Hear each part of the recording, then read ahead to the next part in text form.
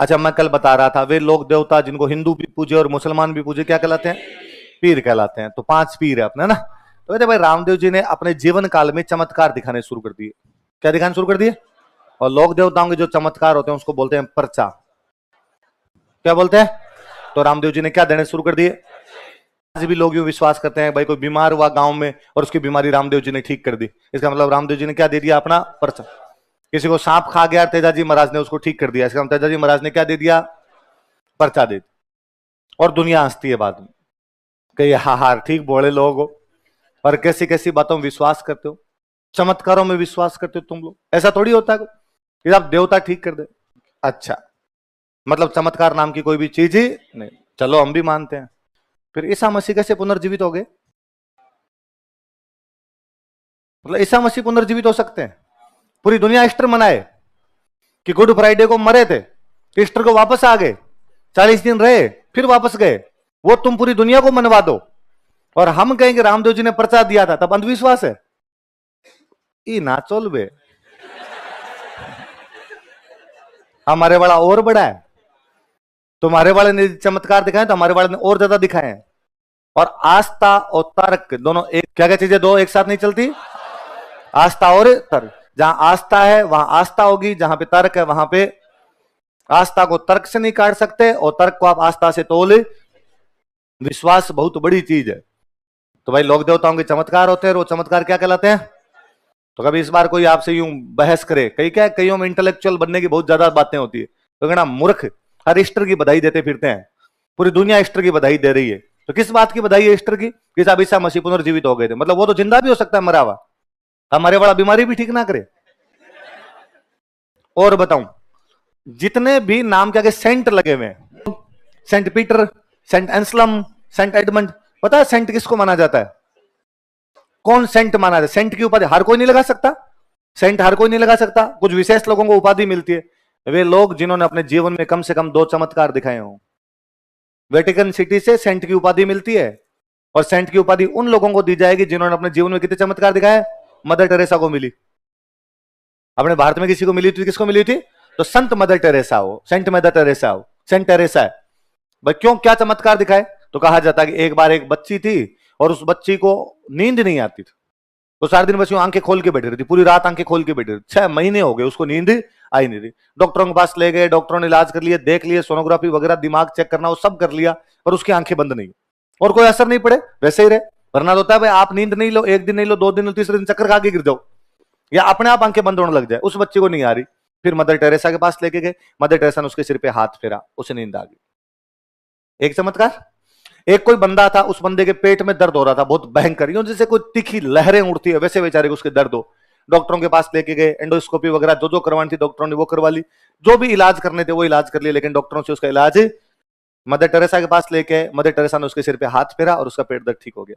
कि mother Teresa ने अपने जीवन में 2 चमत्कार दिखाए, इसलिए मदर टेरेसा क्या है? संत। पूरी दुनिया में Saint Paul, Saint Peter, Saint Anselm, Saint Edmund, मैं कहता हूं सेंट नाम लगा के कहीं स्कूल खोल लो, टाबर आ जाएंगे, है ना? कहीं सेंट लगाओ आप तो बच्चे फुल। इन सेंट पॉल सेंट पीटर का हालत यह रहती है कि सेशन शुरू होगा जुलाई में, एडमिशन फुल हो जाएंगे अक्टूबर में, अगले साल के इस अक्टूबर के अंदर सेशन कंप्लीट। मैं कहता हूं यही अपने लगाओ, संत तेजाजी महाराज, संत रामदेव जी महाराज, संत मल्लीनाथ जी महाराज, अपने नहीं है। घर को जोगी जोगणो न आन गांव रो सिद्ध, घर का जोगी है उसको तो हम कुछ समझते नहीं है, दूसरे गांव वाला होता है वो क्या लगता है हमेशा दूसरे की थाली में घी ज्यादा दिखे, खाना खाने के लिए बैठे, दूसरे की थाली होती है, लगता है यार इसको घी ज्यादा डाला और मेरे को घी कम डाला। इसलिए हमेशा कि भाई हमारे वालों ने चमत्कार दिखाए, दिखाए थे, हाँ पक्के दिखाए थे। क्या कहते हैं? खूब सारे, तुम्हारे वालों 2-2 किए, यहाँ तो 20-20 कर गया एक एक आदमी। जो जो बातें वो सारी सच्ची है। तर्क को कभी, आस्था कभी भी तर्क से काटा नहीं जा सकता। तो रामदेव जी महाराज ने यहाँ पे चमत्कार दिखाने शुरू कर दिए। चमत्कार दिखाने शुरू किए तो कहते हैं कि भाई मुसलमान भी खूब सारे आने लग गए। भाई हिंदू तो आते ही थे, मुसलमान भी आने लग गए। मुसलमान आने लगे तो मुसलमानों के कोई 5 संत थे, वो रामदेव जी के पास आए और उन्होंने रामदेव जी को आका कि यार रामदेव जी आजकल तेरी कोचिंग ठीक चल रही है, सारे क्वेश्चन ही तेरे नोट से आ रहे हैं, आजकल सारे टावरों के एडमिशन इधर हो रहे हैं, बेच बनाए 1 बने 2 है, मंगायो अदियो ले आयो बोतल मामला गंभीर चल रहा है तुम्हारे तो। क्या करता है यार ऐसा? हमने सुना तू पर्चे देता है, चमत्कार दिखाता है, हमें दिखा देगे। रामदेव जी ने कहा नहीं यार, क्या चमत्कार है, मत कोई चमत्कार नहीं दिखाता, ठीक है बस यूं बातें करता हूं, मत नॉर्मल नॉर्मल, लोगों को पसंद आ रही है तो लोग आ रहे हैं। नहीं नहीं, तू पर्चे दिखाता है, हमें दिखा, पर्चा दिखा, हम देखना चाहते हैं पर्चा। रामदेव जी ने कहा ऐसा कुछ ही नहीं है, तुम पहले खाना खाओ, बाकी बातें बाद में करेंगे। वो 5 आदमी आए हुए थे। कितने आदमी आए थे? उन 5 के लिए खाना लगाया।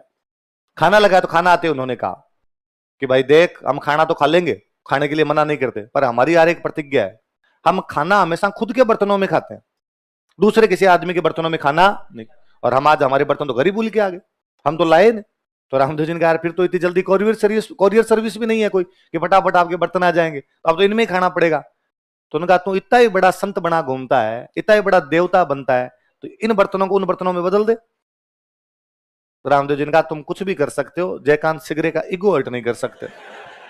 आंखें बंद करो एक बार। सबने आंखें बंद की, आंखें खोलो, वहां वही बर्तन पड़े थे जो वो अपने घरों में खाना खाया करते थे। और उन 500 ने दंडवत प्रणाम किया कि हे रामदेव, हम तो पीर हैं, तू पीरों का ही पीर है। तो किसका पीर है? तो रामदेव जी क्या कहा जाता है कि वे लोग देवता जिनको हिंदू और मुसलमान माने वो तो क्या कहलाते हैं? पीर। पर पीरों का ही पीर यदि कोई है तो वो कौन है? तो रामदेव जी का भजन भी गाते हैं, तो बाद में कहते हैं राम सा पीर। क्या कहते हैं? गणी रे खम्मे कोई रूणी चर पीर ने, तो पीर ही कहा जाता पीरों। अच्छा, हमने पढ़ा था कि रामदेव जी का जन्म हुआ था भाद्रपद शुक्ल द्वितीया। कब जन्म हुआ था? भाद्रपद शुक्ल द्वितीया। और हमने पढ़ा था कि उनका मेला द्वितीया से एकादशी तक चलता है। कब से कब तक? और उनके पिताजी कहां के सामंत हुआ करते? पोखरण। तो एक तो पोखरण वाले इलाके में एक बंदा था भैरव। क्या नाम था? अब देखो कई बार क्या कई चीजें भी कैसे जुड़ जाती है। एक बाणिया था, एक सेठ था। कौन था? लोगों को ब्याज पे पैसे देता। सेठ साहूकार ब्याज पे पैसे देते, ब्याज ज्यादा लेता। और अनपढ़ आदमी होते, ब्याज भर के चला गया फिर भी कहता नहीं दे के गया था, दोबारा ले लिया करता रुपए, जमीन गिरवी रख लिया करता, सोना गिरवी रख लिया करता। इसलिए लोग परेशान थे। लोग गए रामदेव जी के पास और रामदेव जी को जाके कहा रामदेव जी महाराज, ये सेठ है, तंग करता है, 2 बार पैसे चुका दिए फिर भी कहता है पैसे कंप्लीट नहीं हुए, जमीन गिरवी रख दी, लुगाई के गहने गिरवी रख दिए फिर भी पैसे कंप्लीट नहीं हो रहे। ऐसे कई लोगों की शिकायत गई। तो रामदेव जी ने भैरव को उस इलाके से निकाल दिया, भाग यहां से, हमारे इलाके में आसपास नहीं दिखेगा, हमारे इलाके में आ गया देख लेना बाद में। तो पोखरण वाले क्षेत्र से उसे निकाल दिया। अब अपने गीतों में बाद में गाया जाता है कि भैरू नाम का राक्षस था, उसको मार दिया था।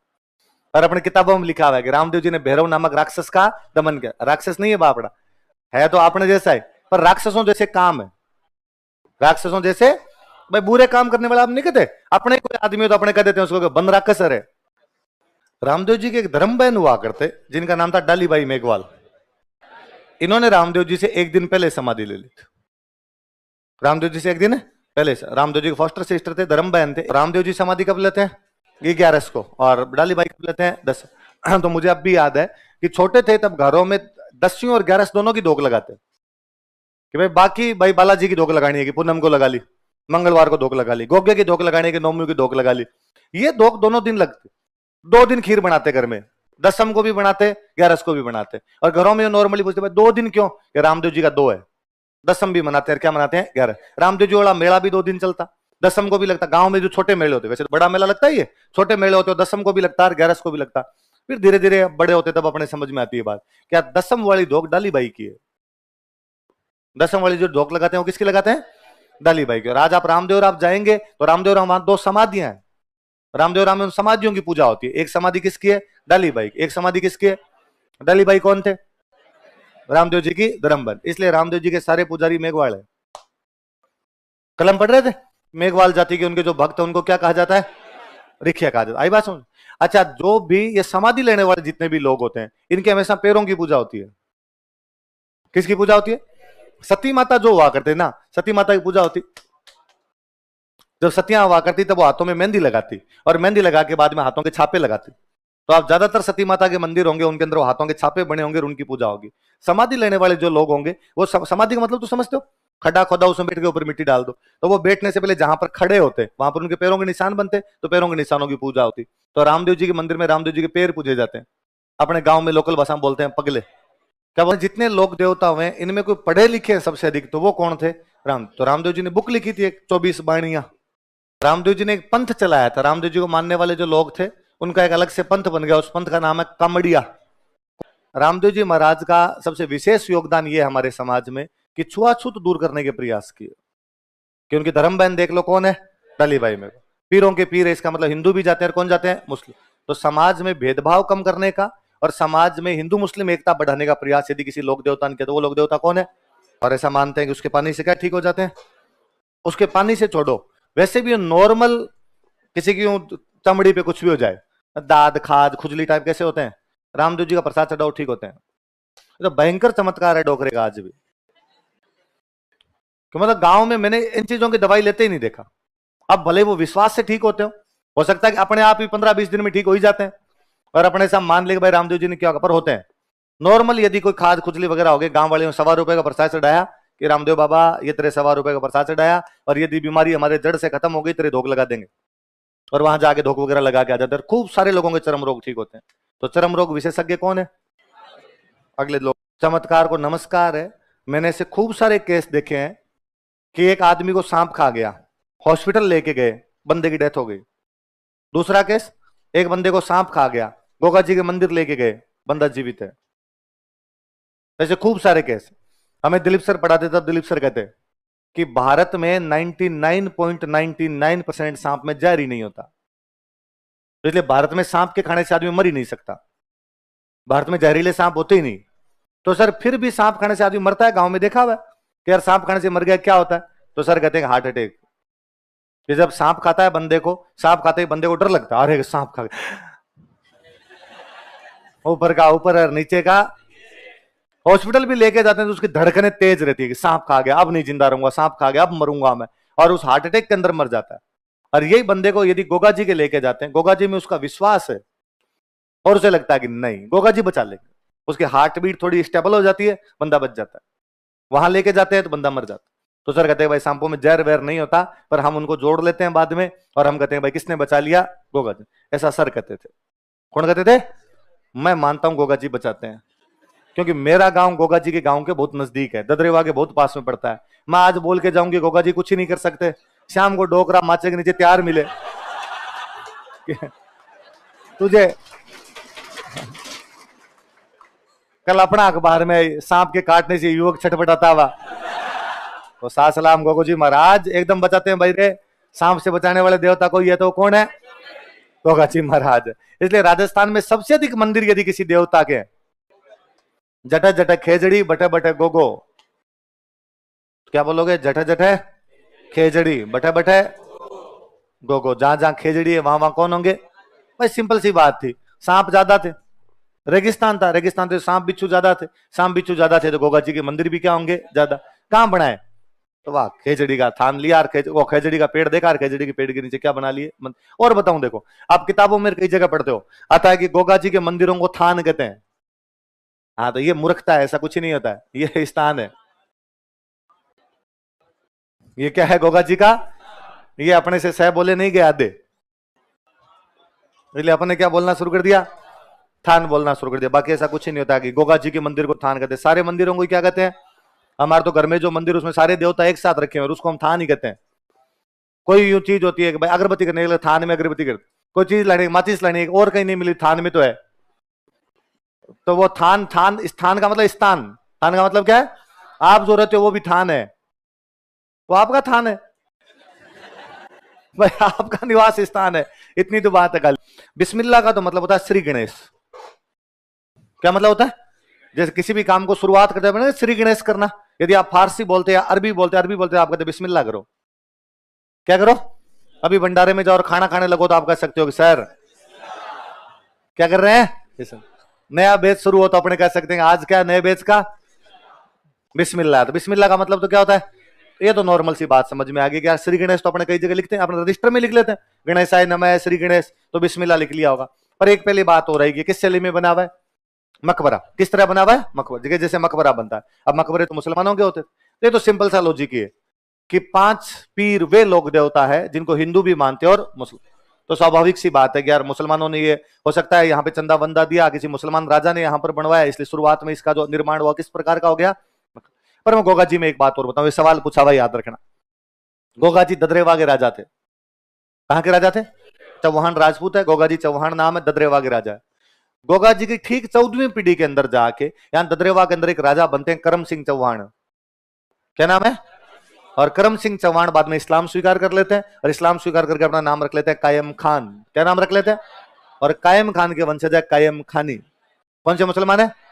अब कायम खानी सारे गोगा जी के वंशज है ना। कायम खानी सारे क्या हो गए? गोगा जी के वंश। और कायम खानी जाते हैं, तो इसलिए कायम खानी जाएंगे और कायम खानी यदि मंदिर बनवाएंगे तो मंदिर अपने आप ही किसी स्टाइल का हो जाएगा, मकबरा स्टाइल। किस स्टाइल का हो जाएगा? मकबरा।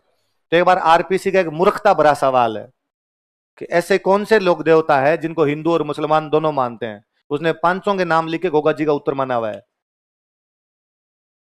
सबके नाम लिखे और सबके नाम लिखे उत्तर क्या माना हुआ है? तो अपने भी याद रखना, क्योंकि जिस किसी भुंगल ने पेपर बनाया है उसने केवल इतना दिमाग लगाया उसमें कि गोगा जी के मुसलमान जा रहे हैं, कायम खानी सीधे सीधे जाते हैं। भाई मैं हमेशा कहता हूं आपके लिए मेरे लिए गोगा जी देवता है, कायम खानियों का दादा है।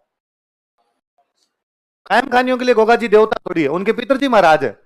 जैसे अपने घरों में होते हैं, अपने कोई 5 पीढ़ी 7 पीढ़ी पहले किसी ना किसी की डेथ हुई होती है, अपने घरों में पितर भूमिया झुंझार की पूजा करते हैं, उनके लिए तो वो है भाई। आज भी शादी ब्याह के बाद धोक लगाई जाती है, तो बाकी देवताओं की धोक बाद में, घर वाले पितर की धोक पहले। और ज्यादातर तो गांव के अंदर जो झाड़ा फूंक करने वाले होते हैं उनके पास कभी चले जाओ तो उनको जाकर भाई हमारे घर में ये फलानी फलानी दिक्कत आ रही, क्या रहेगा? पितर कौन धोको? किसको नहीं धोखते हो? तुम्हारे फलाने फलाने पितरजी महाराज और खैर उनको तुम धोखते नहीं हो। तो भाई कायम खानी सारे के सारे गोगा जी के वंशज ही हैं। कायम खानी वहां पे खूब सारे जाते ही हैं। इस चक्कर में गोगा मेडी वाला मंदिर किस स्टाइल में बन गया? मकबरा। तो याद रखना आरपीसी यदि 500 नाम देके पूछ ले कि कौन से लोक देवता को हिंदू और मुसलमान दोनों पूछते हैं तो किसको मानना है? और आरपीसी ऐसी मूर्खताएं खूब करती है। अभी 28 तारीख को एक सवाल पूछा इन्होंने, जैतर सिंह कहां का राजा था? और जैतर सिंह अपने खूब सारे हुए हैं। जैतर सिंह बूंदी में था और जैतर सिंह मेवाड़ में था। इन्होंने दोनों ऑप्शन दिए हैं, इन्होंने बूंदी दिया है, इन्होंने मेवाड़ दिया। और अब ये मेवाड़ उत्तर मान लेंगे कि मेवाड़ वाला थोड़ा भूताला का युद्ध वाला बड़ा हुआ था। भगवान जाने उनका पेपर कौन तो बनाता है। मुझे लगे कि इससे अच्छा आप में से किसी को ठेका दे देना कि यार पेपर बना तो आप अच्छा बनाओ, आप 10 बार देख के बनाओ, आप चेक करके बनाओ। आप सहपाठी से पूछो कि यार कोई गलती नहीं, आप मेरे से पूछ लो कि सर देखो मेरे को पेपर बनाना दिया था, आप चेक तो कर लो, क्रॉस चेक कर लो सही हुआ है कि नहीं हुआ। ये तो क्रॉस चेक भी नहीं करते। तो वो कोई पुराना क्वेश्चन देखो, क्योंकि मैं 2 दिन से लगातार बोल रहा हूं कि वे लोग देवता जिनको हिंदू और मुसलमान दोनों मानते हैं क्या कहलाते हैं? पीर। फिर आप क्वेश्चन देखो, इनमें से कौन से लोग देवता को हिंदू और मुसलमान दोनों मानते हैं? उत्तर में पाबू जी, अड़बू जी, रामदेव जी, गोगा जी। तो किसको मानते हैं? तो आपको लगे कि आजकल सर के बुढ़ापा है, सटके हुए रहते हैं, आजकल इधर उधर की बातें करते हैं फालतू की। तब याद रखना भाई आरपीसी भूंगल है, अपने तो इंटेलिजेंट है सारे। आए ना समझ में? अब आराम से चलना है उधर, है ना? रोड ढंग से क्रॉस करना, मैं साथ ही चल रहा हूं आपके।